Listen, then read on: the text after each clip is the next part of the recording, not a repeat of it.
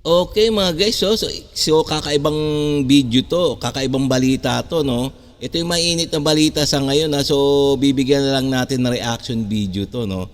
Komentaryo, suggestion, criticism, at kung ano man naman yung sa loobin diyan sa mainit na balita na to, pwede rin naman kayo magbigay ng komentaryo diyan.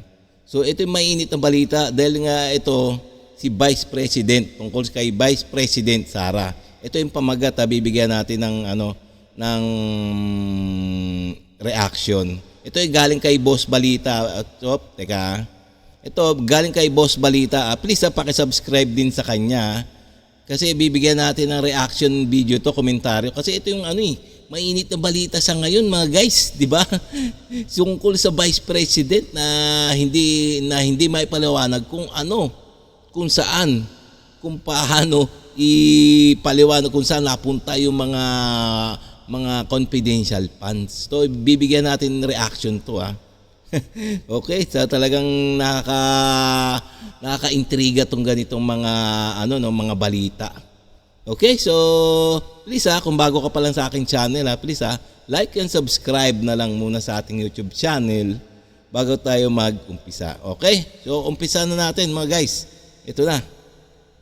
Tulad po ng nakikita dito sa larawan, pinirmahan po mismo ng ating Vice Presidente ang mga... Teka. Ito ang pamagat pala nito Land Bank pinakita na. Si Vice President Sara Duterte nagulat nga ang kumuha sa confidential funds. Kaya nga i-impeach na. Ito yung pamagat So sige umpisa na natin. Accomplishment reports na ito bago po isinumite sa COA. Ito po ay summary ng ating mga natuklasan po ng mga anomalya pagdating po sa liquidation at disbursement ng 500 million pesos in confidential funds allocated to the Office of the Vice President.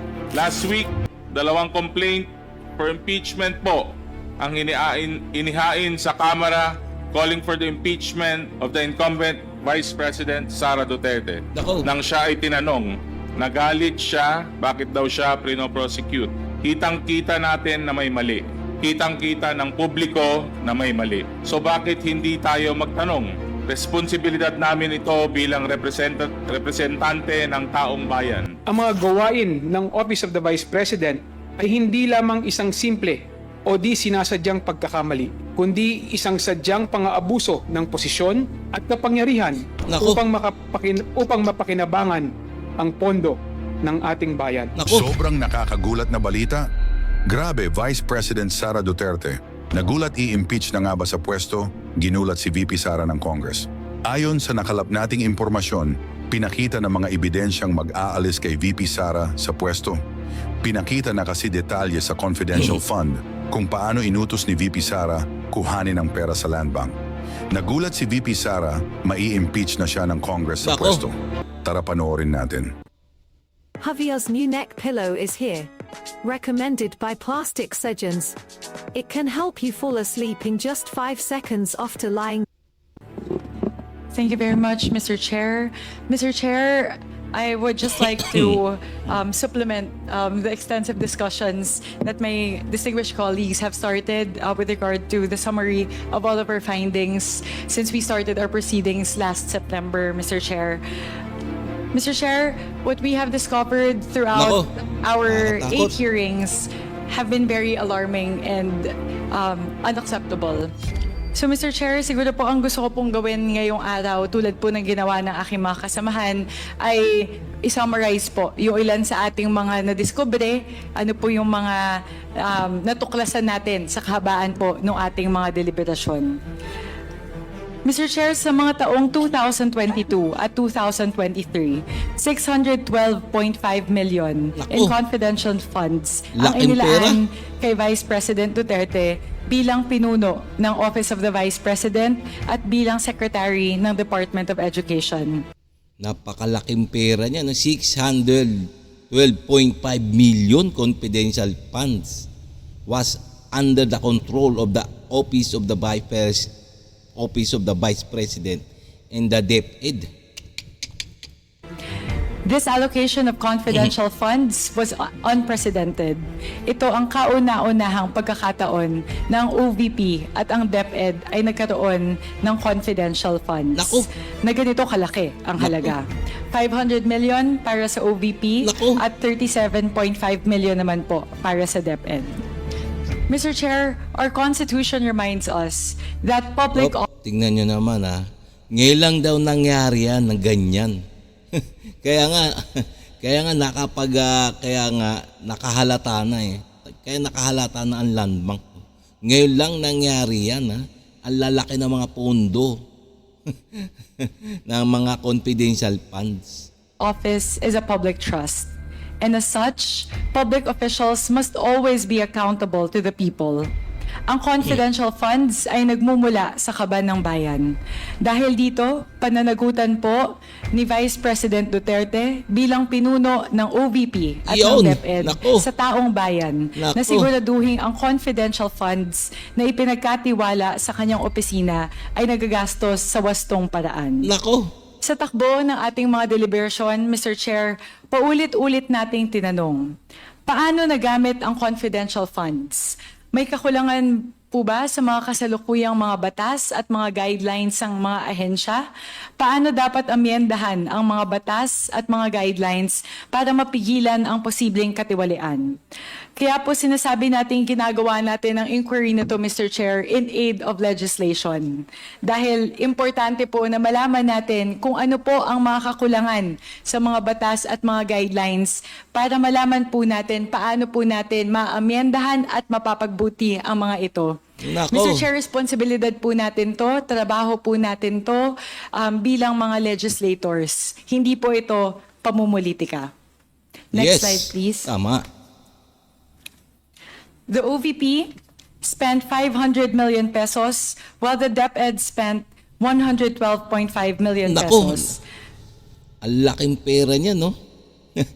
Sa Office of the Vice President at meron pa sa DepEd na pinamumunuan ni Vice President Sara Duterte. The 500 million pesos of the OVP was given in 4 tranches. Yung una po, nung huling quarter ng 2022, at yung tatlo po ay ginawa sa unang 3 quarter ng taong 2023. Para naman po sa Department of Education, ang 112.5 million ay nailabas po sa loob ng 3 tranches sa unang 3 quarters ng taong 2023 sa halagang 37.5 million bawat isa. Ang sunod na tanong, Mr. Chair, paano po nailalabas ng OVP at ng DepEd ang pondo? Ito po ang natuklasan ng ating komite. Yun, ayan na.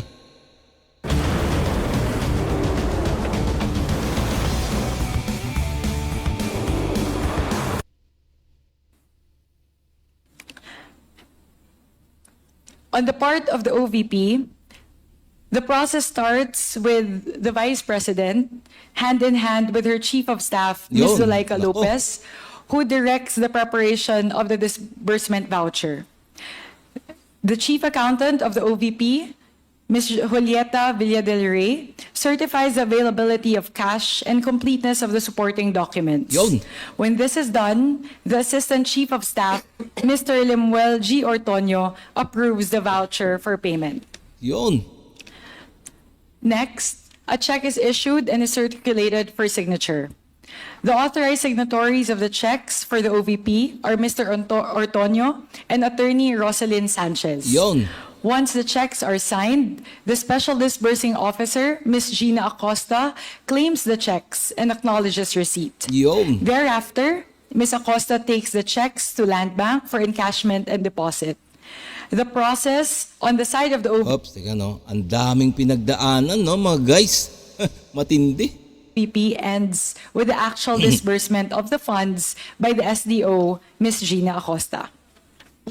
Mr. Chair, mula po sa flowchart na ito, meron pong ilang mahahalagang obserbasyon na gusto ko pong bigyang diin.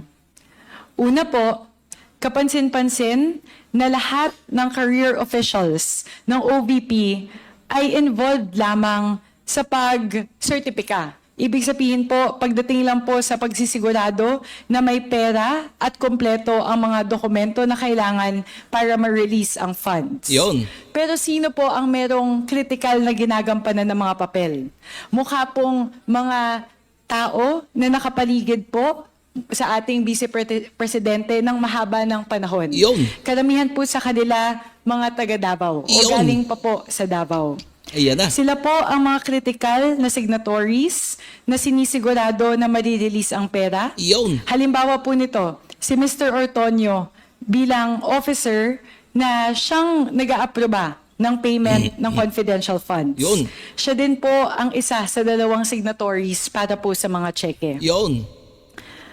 Second, Mr. Chair, napag-alaman po natin mismo na inamin ni Ms. Acosta na bagamat siya po ang Special Disbursing Officer na nagbibigay na dapat sana na nagdi-disburse ng pera, inamin mismo ni Ms. Acosta na hindi siya ang nagbibigay ng pera sa mga recipients. Yun.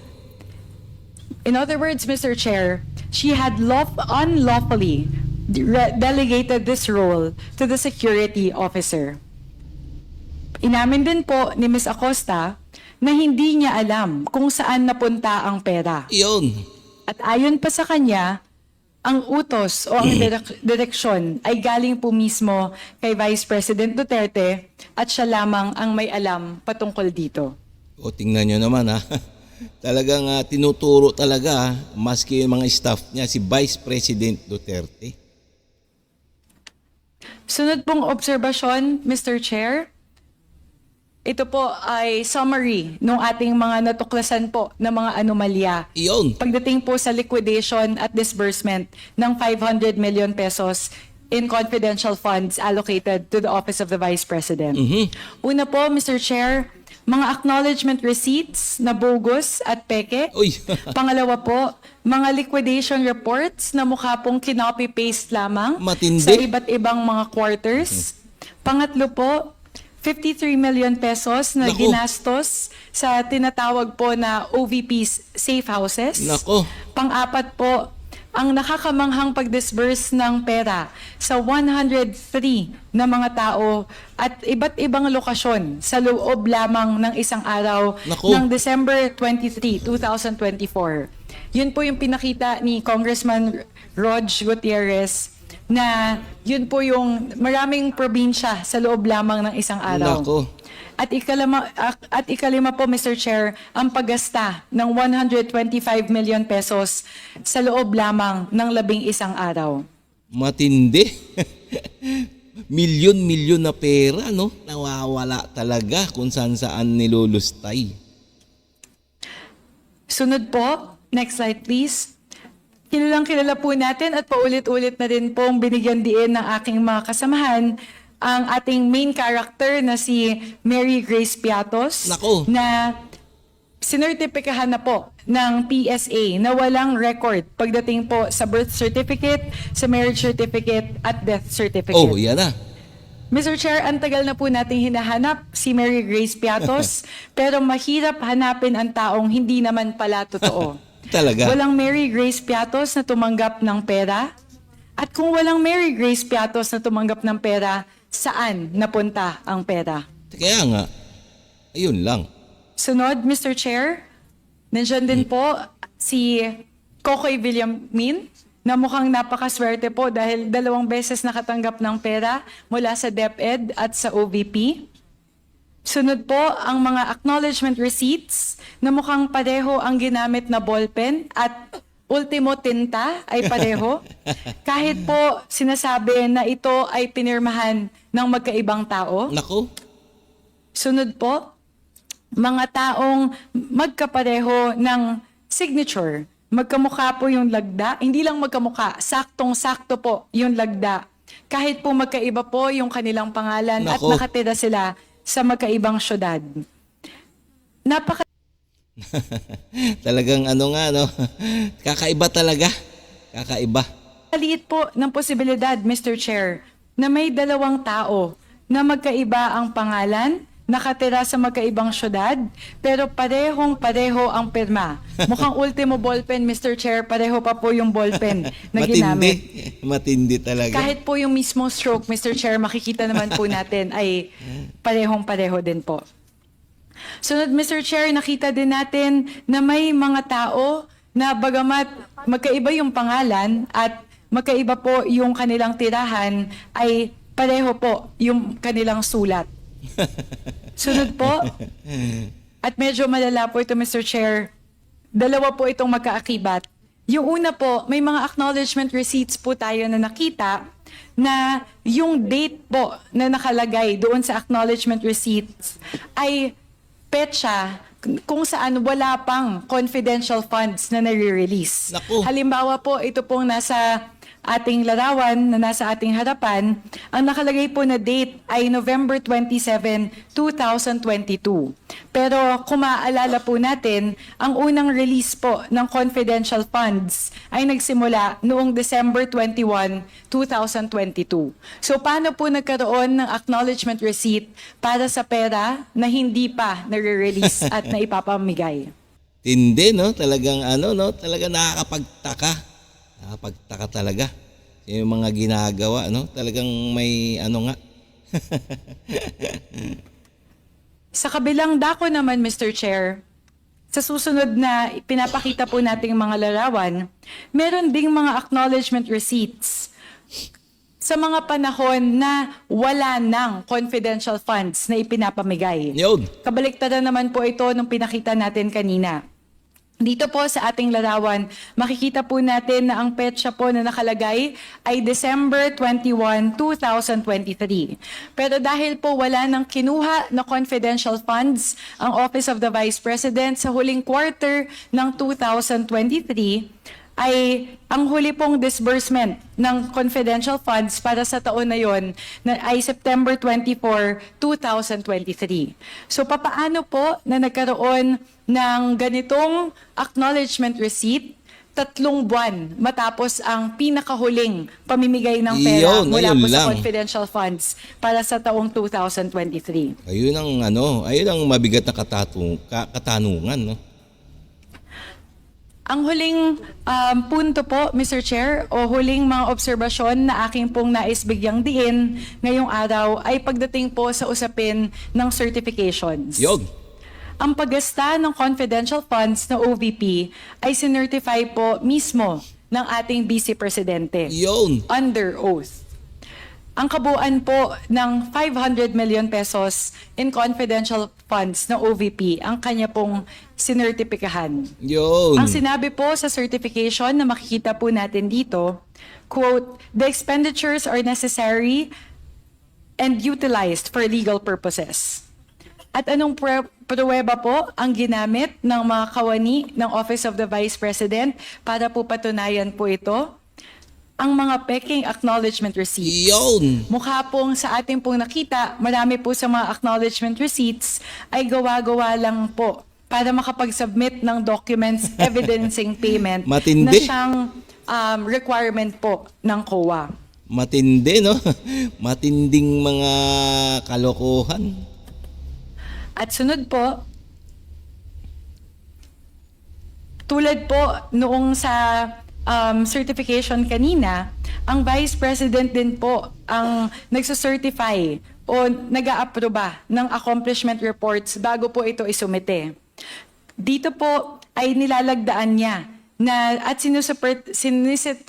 sinucertify niya po Iyon. na dito na pupunta yung pagkagasta ng confidential funds. Tulad po ng nakikita dito sa larawan, pinirmahan po mismo ng ating Vice Presidente ang mga accomplishment reports na ito bago po isinumite sa COA. So, yun lang po, Mr. Chair, yun lang po yung mga obserbasyon na nais ko pong bigyang diin pagdating po sa ating mga natuklasan, pagdating po sa paggasta ng confidential funds sa parte po ng Office of the Vice President. Siguro, Mr. Chair, kaya po natin ginagawa ito sapagkat sa haba po ng ating mga deliberasyon at hearings, mahalaga po na ngayon po ay bigyang diin natin kung ano ba yung mga mahalagang punto, ano po yung mga posibleng anomalya at katiwalian na ating pong natuklasan sa 3 buwan po ng ating deliberasyon. Kaya Yun. yun lang po, Mr. Chair. Maraming salamat po. Thank you, Congresswoman Mika Swansing. Yun. The chair would like to recognize the Honorable Pami Zamora.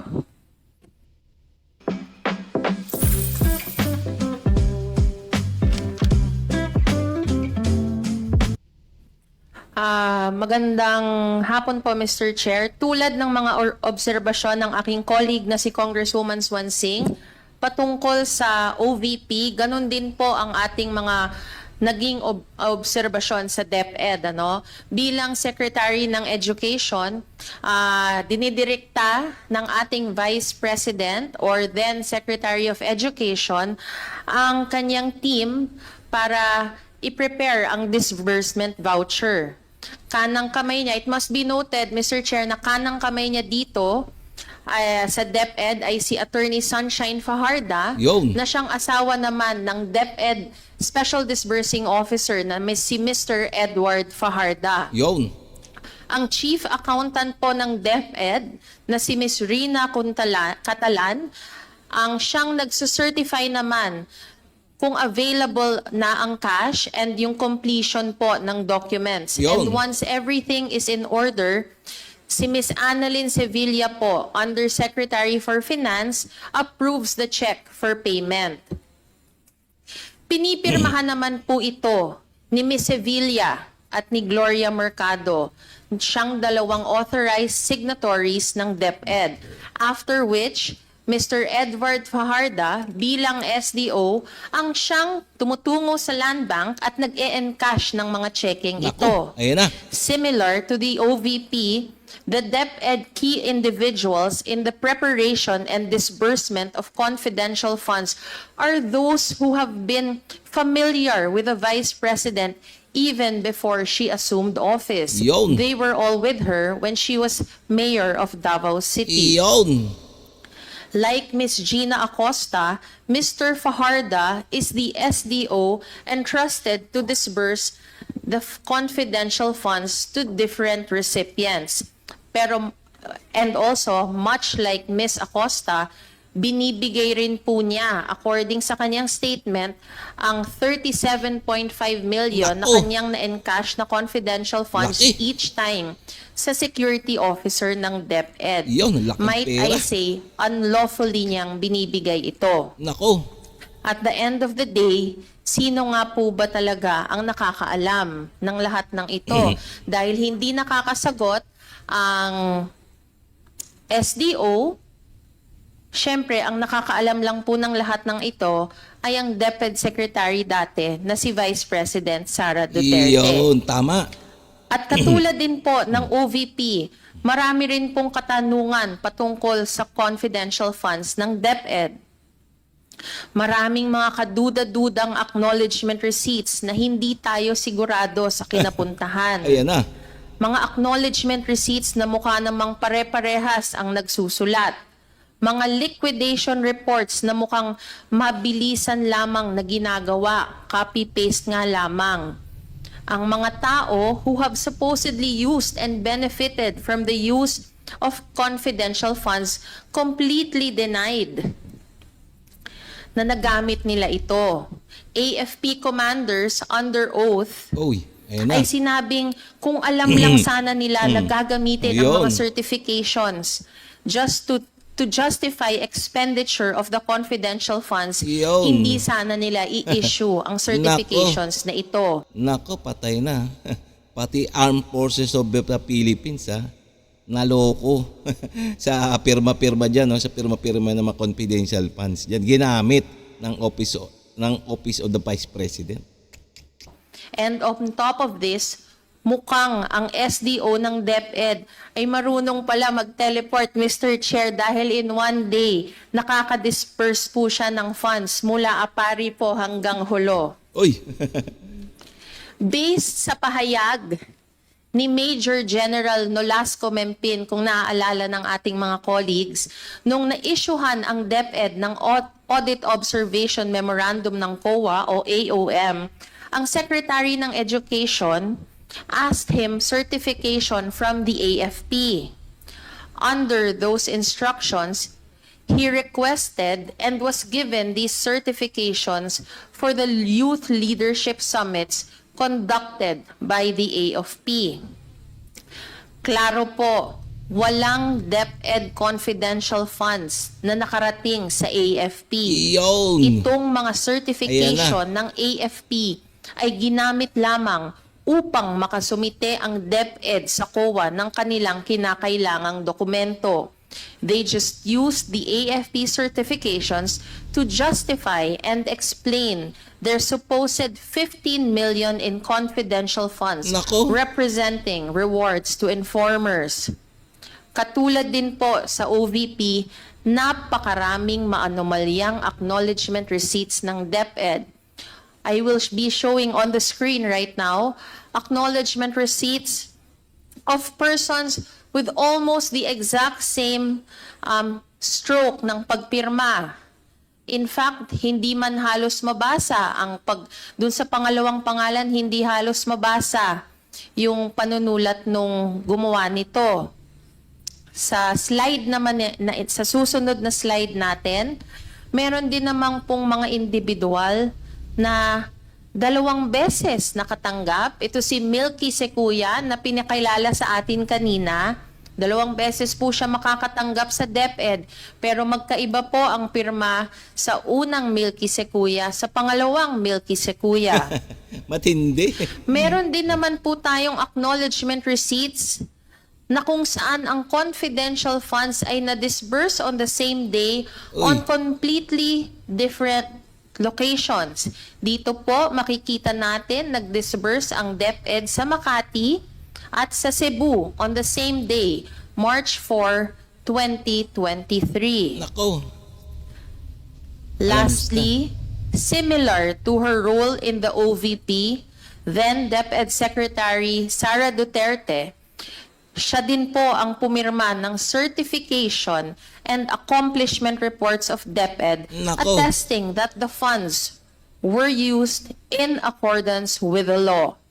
These certifications were made under oath, again, as said by Congresswoman Luistro, before a notary public notarized by a attorney, Rochelle Abella. Nanumpa po ang ating Vice Presidente, Mr. Chair, na ang confidential funds na ginamit ay naaayon sa batas. Pero sa ating dinami-daming hearing na pinagdaanan, mukha naman po talagang hindi ganoon ang nangyari. Yeah nga. Maraming salamat po, Mr. Chair. Thank you, Congresswoman Pami Zamora. Mga kagalang-galang na miyembro ng komite, ang mga ebidensyang inilahad sa komiting ito ay malinaw at hindi maikakaila. Sa ilalim ng mga pondo na inilaan para sa confidential fund ng tanggapan ni Vice President Sara Duterte, nakitaan natin ang malubhang paglabag at maling paggamit ng pondo ng bayan. Yun. Ang mga pondo na may layuning maglingkod sa pambansang seguridad at iba pang makatarungang layunin ay hindi ginugol alinsunod sa mga itinakdang layunin ng ating batas. Sa halip, ito ay ginamit sa hindi autorisadong gastusin. Yun. Sa pamamagitan ng dokumento at record ng pinansyal, napatunayan natin na ang mga pondo na ito ay nagamit sa paraang hindi sumusunod sa mga pamantayan ng transparency at accountability. Yun. Sa patuloy na pagsusuri ng mga record ng pondo, matibay ang patunay na may mga pondo na hindi dumaan sa tamang proseso. Yes. At ang paggastos ay naganap ng walang sapat na pagsisiyasat o pagpapakita ng kahalagahan ng integridad. Ang mga pondo na dapat sana ay ginugol para sa kapakanan na nakakarami ay naging instrumento ng maling pamamahala at pag-abuso sa kapangyarihan. Ipinakita rin dito sa komiting ito na mga dokumento at mga tiwaling aktibidad na nagpakita ng hindi autorisadong paggamit ng pondo at mga gastusin ay hindi naaayon sa mga layunin ng mga pondo ng gobyerno. Ang mga gawain ng Office of the Vice President ay hindi lamang isang simple o di sinasadyang pagkakamali, kundi isang sadyang pang-aabuso ng posisyon Yes. at kapangyarihan upang mapakinabangan ang pondo ng ating bayan. Tama. Ang mga pondo na ito ay hindi rin nailathala ng tama at hindi dumaan sa masusing pag-audit ng mga kinauukulang ahensya. Kasama na sa paglabag ang hindi tamang paggamit ng confidential fund sa mga proyekto o gastusin na walang basihan o sapat na pagpapaliwanag na nagdulot ng lubhang pang-aabuso sa tiwala ng ating mamamayan. Iyon. Ayon sa ating batas, ang plunder ay isang kasong may kinalaman sa hindi tamang paggamit ng yaman ng gobyerno. Iyon. Sa kasong ito, naipakita natin na ang pagkilos ni Vice President Sara Duterte ay nagsanhi ng matinding pinsala sa kaban ng bayan at Yes. tiwala ng mamamayan sa ating institusyon. Matindi. Bilang miyembro ng Kongreso, tungkulin natin na tiyakin ang pondo ng bayan ay ginagamit sa tamang paraan at may tamang pagsusuri. Hindi natin maaaring hayaan na ang mga posisyon sa gobyerno ay maging instrumento ng pang-aabuso. Kaya't kami, mga miyembro ng komite, ay humihiling na ang komite ay magbigay ng nararapat na aksyon upang matiyak ang accountability at pananagutan sa kasong ito. Ang katarungan at transparency ay nararapat para sa bawat mamamayan. At nararapat lamang na ipakita natin na ang mga opisyal ng gobyerno, anuman ang kanilang posisyon, ay hindi nakakataas sa batas. Hinihiling namin na itaguyod ng komite ang mga hakbang upang tiyakin na walang sino man ang magiging ligtas mula sa legal na konsekwensya ng kanilang mga maling gawain at pagkakamali. Mr. Chair, maraming salamat po. Thank you. Vice Chair Kong Hoon. The Chair would like to recognize the Honorable Mika Swansing. The Chair would like to, before I recognize the Honorable Ortega, the Chair would like to recognize the Vice Chairperson from the 7th District of Cavite, the Honorable Crispin J. Guping Remulla. Good afternoon, sir. The Chair would like to recognize the Honorable Francisco Pau Ortega. Thank you, Mr. Chair. Bago po tayo magtuloy, Mr. Chair, I would like to manifest and request at the same time that the Secretariat prepare and play our Balik Tanaw video for the committee, Mr. Chair.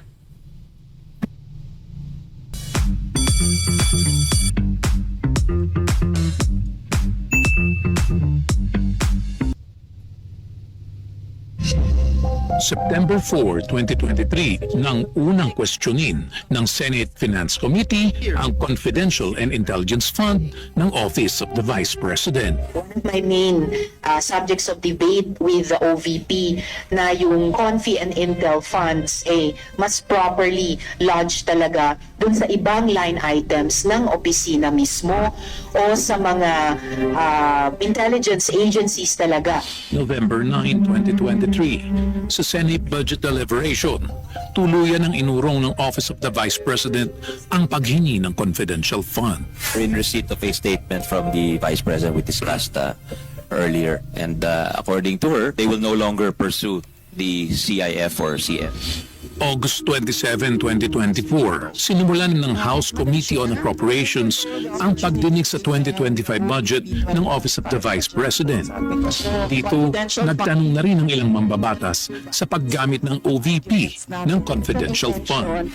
So according to the utilization of the confidential and intelligence fund submitted by the COA, total of 125 million conducted surveillance in 132 areas in 11 days. So 100% utilization. I will forgo the opportunity to defend the budget of the Office of the Vice President through a question and answer.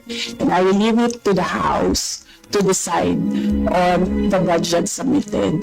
Since ayaw magpaliwanag ang VP, so ibig sabihin nito, yung paggastos ng 125 million ay na pera ng taong bayan ay hindi maipaliwanag. Hindi pwede yung ganyan na yung tactics na ganyan na parang parang sorry for the pusit, na kapag nasusukol na ang pusit ay nagaano ng maitim na tinta. So ayaw natin ng ganun, Madam Chair, kasi yung atin namang pinag-uusapan dito ay budget. I request that the chairperson of the Finance Committee preside over this hearing. With due respect, you are not allowed to do that. This is about transparency and accountability, and it doesn't exempt the office of the Vice President. Natapos ang pagdinig ng hindi naresolba Hindi. ang mga katanungan sa confidential Tingnan and nyo, intelligence fund. You may not like O, tingnan nyo niya ha. Hindi masagot ni Vice President yung mga katanungan kung saan napunta yung mga confidential funds niya, no? Kung bagkus ang ginawa niya, hindi niya talaga masagot. Bagkus nagalit pa yata. My answer. You may not like how I answer. You may not like the content of my answer. But I am answering. September 10, 2024, sa ikalawang budget briefing ng Committee on Appropriations, walang dumalo mula sa Office of the Vice President. Madam Chair, so ibig sabihin wala po ni isa na dumating from the Office of the Vice President para sumagot ng mga tanong ng ating mga colleagues, Madam Chair. That is correct. But Madam Chair, she is accountable to the people and she has this sworn duty to the Constitution, being the head of the agency, to be here. Yes! September 18, 2024, nagbukas ng investigasyon ang House Committee on Good Government and Public Accountability. Yun. Dumalo si Vice President Sara Duterte, gayunman, Ang nasa rules ninyo, witnesses lang po ang nag-o-oath. Wala po kayong rules sa resource persons. Please your right hand. Do you solemnly swear that the statements you will give before this committee shall be the truth, the whole truth, and nothing but the truth, so help you God? di rin niya tinapos ang pagdinig. I request to leave the inquiry. Ma'am, pwede naman po, considering na hindi naman din po kayo naka-oath and alam naman po namin marami rin po kayong ginagawa. The Vice President is excused. Yun, nung umalis, oh. September 25, 2024, hindi dumalo ang Vice Presidente sa pangalawang araw ng Nako, investigasyon hindi kung na saan naman lumabas dumalo. ang ilang aligasyon. In fiscal year 2023, the OVP received ₱500 million in confidential funds. Sa 500 million po, halos 10% lamang po ang pinayagan ng COA. Paulit-ulit po at parang kinapi-paste ang liquidation ng confidential funds Matindi. ng OVP. Ano po yung laman nitong siyam na envelope na to? It's 50,000 pesos. I-turn over ko na yung envelope.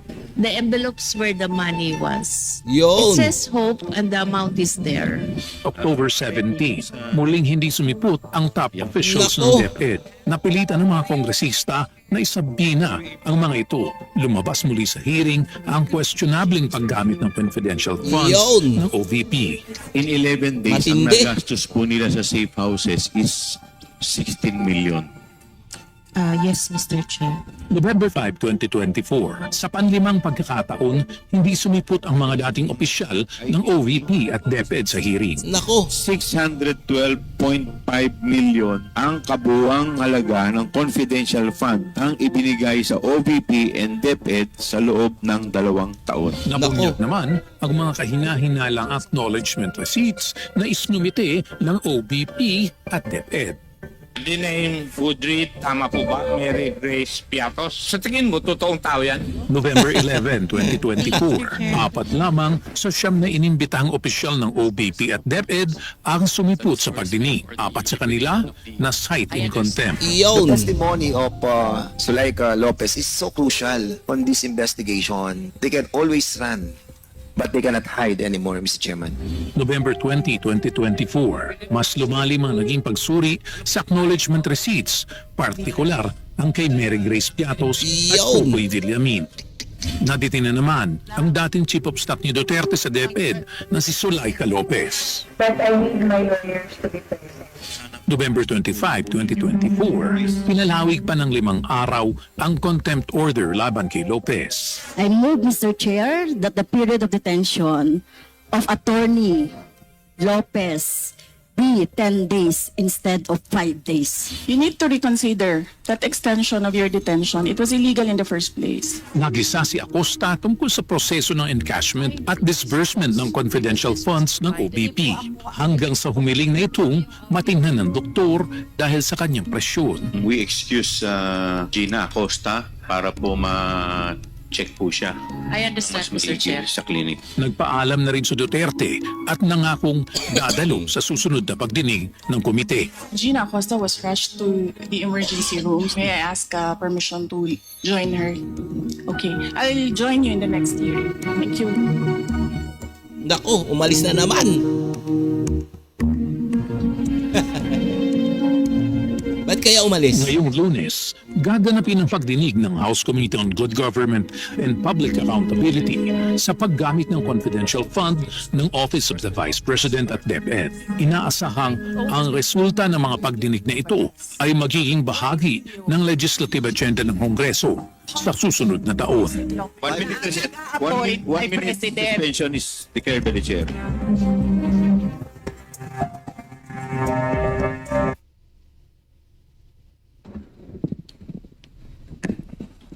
Congressman Pao Ortega, you're recognized. Thank you, Mr. Chair. As we all can see, all of these acts happened under Sara Duterte's watch during her term as the Vice President of the Philippines. Siya po ang nag-certify na tama ang liquidation. Ibig sabihin, tama po lahat ang isinumite nilang documentation. As the second highest ranking official of the government, the Vice President enjoys a high level of public trust and confidence. Iyon, tama. She took an oath to preserve and defend the Constitution and to execute laws of the country. She is accountable to the people and has the duty to serve them with the utmost responsibility, integrity, loyalty, and efficiency. Iyon. But rather than observe faithfully her oath to defend the Constitution, she sought to undermine the foundational principles, transparency, and accountability. She failed to ensure that these confidential funds, which are people's money, were properly spent. Nagalit siya nang siya ay tinanong. Nagalit siya bakit daw siya prino-prosecute. Kitang-kita natin na may mali. Kitang-kita ng publiko na may mali. So bakit hindi tayo magtanong? Responsibilidad namin ito bilang representante ng taong bayan. Ang mali po ay tumahimik at magwalang kibo. Ang sabi nga po ni Albert Einstein, the world is a dangerous place not because those who do evil, but because of those who look on and do nothing. Nasusubaybayan po nating lahat kung paano nagamit ng incumbent Vice President ang mga loopholes ng batas upang makuha ang 612.5 million na confidential funds. 2 Pasko ang lumipas na nalustay niya at kasabwat niya ang pera ng bayan. Para siyang Santa Claus ng OVP at DepEd na namimigay ng pera na pinaghirapan ng taong bayan. Pero hindi pinapamigay, mukhang binubulsa pa. In short, yumayaman si VP Sara at ang kanyang kasamahan, habang marami pa ang kumakapit pa rin sa patalim. Itong unting patak ng pera mula sa supposedly charitable programs ay makakalunas sa paghihirap at lalong-lalo na sa karamihan. Pwede na rin sana itong pangtulong at kung hindi sana niya binulsa. This is a crime of the highest order. This is not only a culpable violation of the Constitution, but a betrayal of the trust of the people that had been given to her. Mahigit kalahating bilyong piso.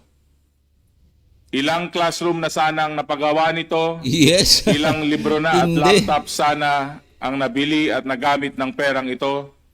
Ilang feeding programs na po, Mr. Chair, ang maaring isinagawa? Hindi ito Biro. Hindi biro ang kalahating bilyong piso. Wow! Kalahating bilyong piso nawawala sa kaban ng bayan. Malupit. Sa laking bagay sana kung nilaan ang perang ito sa lehitimong programa ng gobyerno. Maraming estudyante at mga guro sa pampublikong paaralan ang nagsisiksikan sa masikip at mainit na classrooms. Yes, tama. Maaring estudyante ang naglalakad ng ilang kilometro araw-araw at tinitiis ang init ng araw. Yung iba kailangan tumawid ng ilog para makapasok sa eskwelahan.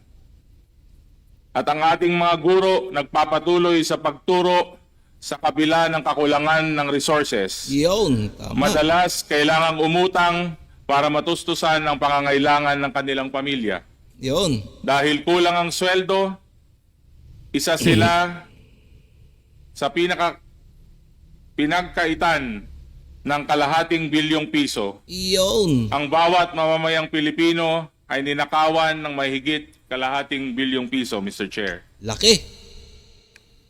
It cannot Ops, napakalaking pera. Marami sanang magagawa yan sa buong Pilipinas. be ignored that the inquiry conducted by this committee gained so much traction from the public. Sinubaybayan po tayo ng taong bayan, especially as the committee continued to uncover anomalies in the disbursement and liquidation of the confidential funds of the OBP and DepEd.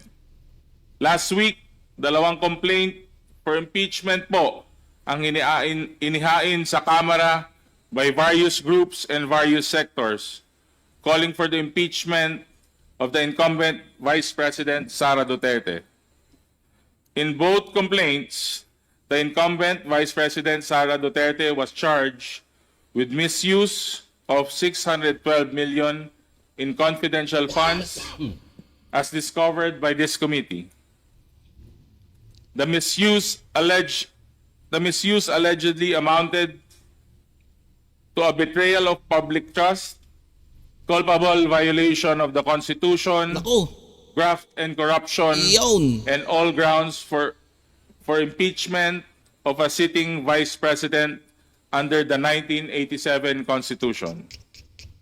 Nung simulan po namin ang inquiry na ito, tulad nyo, hindi po namin inaakala na ganito ang matutuklasan namin. Aayusin po namin ang mga batas na natuklasan ding maraming butas. Kaya may nakakalusot. Habang tinatalakay po namin ang usaping ito, marami ang nasaktan. Marami ang nagsabi kami ay nanggigipit. Hindi po. Ginawa po namin ang aming trabaho. Mahirap? Oo, dahil this is about a very popular Vice President. There is the greater duty of ensuring public accountability and transparency. So let the chips fall where they may. Maraming salamat po, Mr. Chair.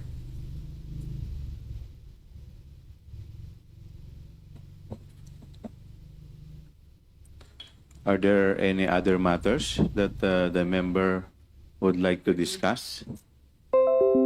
Wala na po ba? There being no more matters to discuss, do I hear a motion? Try our best ever Idol hot dog. Our juiciest ever. Sulit na sulit kaya ay delicious talaga.